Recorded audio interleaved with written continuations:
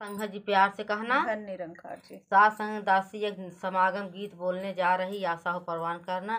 अपना प्यार दुलार हमारे साथ बनाए रखना। लाइक सब्सक्राइब शेयर जरूर करना। गीत सुनने के बाद कमेंट में जरूर बताना। प्यार से कहना। धन निरंकार।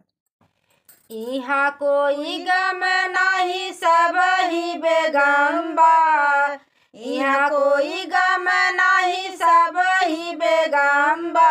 सब लखपति केहू केहू से न कामबा, सब लखपति केहू केहू से न कामबा। इहाँ कोई गम नहीं सब ही बेगम्बा, इहाँ कोई गम नहीं सब ही बेगम्बा।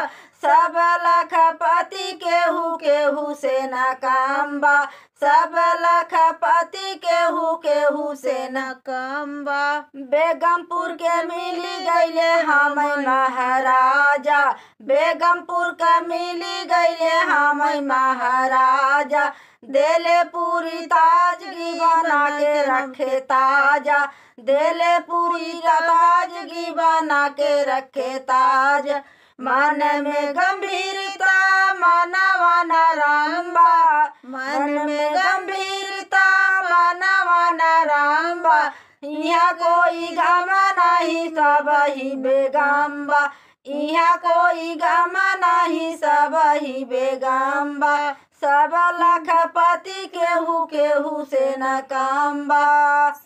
मायापति मिले माया मिले भरपूर हो, मायापति मिले माया मिले भरपूर हो। फल काई धन दिहले सबके हजूर हो, फल काई धन दिहले सबके हजूर हो। नाही बा अंधेर भैया थोड़ा सा विलम्बा, नाही बा अंधेर भैया थोड़ा सा विलम्बा।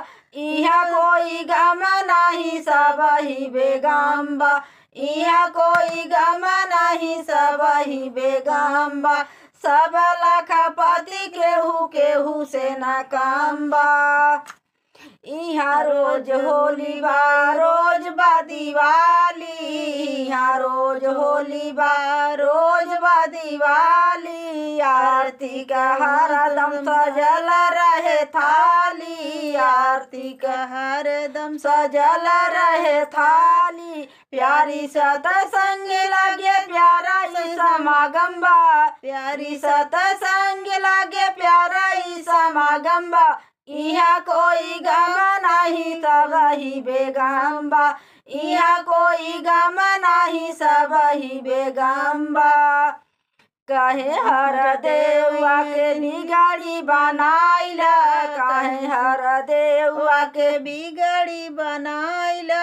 कहे गुरुदेव यहाँ आके बिगड़ी बनाइला। सुजलम सुफलम जिंदगी सजाइला, सुजलम सुफलम जिंदगी सजाइला। गावे चंद्रकला मूर्ति पावन के भजनिया में दाम्बा, गावे किरण मूर्ति पावन के भजनिया में दाम्बा। इहाँ कोई गम नहीं सब ही बेगम्बा, इहाँ कोई गम नहीं सब ही बेगम्बा। सब लखपति केहू केहू से न कामबा, सब लखपति केहू केहू से न कामबा। साथ संगत प्यार से कहना। धन निरंकार जी।